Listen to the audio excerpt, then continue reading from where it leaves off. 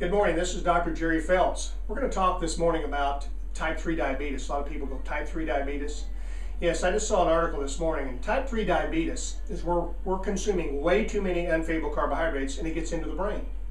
But what's interesting about this, what type 3 diabetes does, it's responsible and affects what's called dementia and Alzheimer's.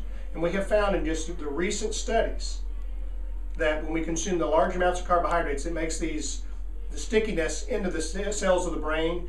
In our ES-Tech scan, what I'm finding, and it's very alarming about all these kids eating fructose, the sodas and all, we're seeing low oxygen levels in their brain, and we're already seeing issues of increased sugar into the brain. So by reducing your fructose, this is why it's so important and why I keep constantly going back to the fructose. Your sodas and all your bread, pasta, sweets, rice, potatoes, and corn, and all the juices.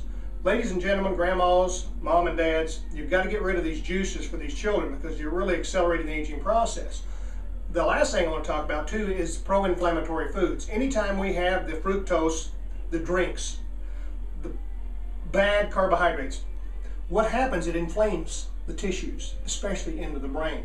And guess what happens, ladies and gentlemen? We're seeing an epidemic of dementia and Alzheimer's. So by reducing these pro-inflammatory foods, we can slow down and even reverse dementia and Alzheimer's. And it's so devastating, as my father passed away with Alzheimer's, and he had it for about 8 years, as well as my grandmother. So it's something that's close to my heart, and this is what drives me on continuing looking for the best sources of the proper foods to reduce the amount of sugar, not only in the bloodstream, but also in the brain.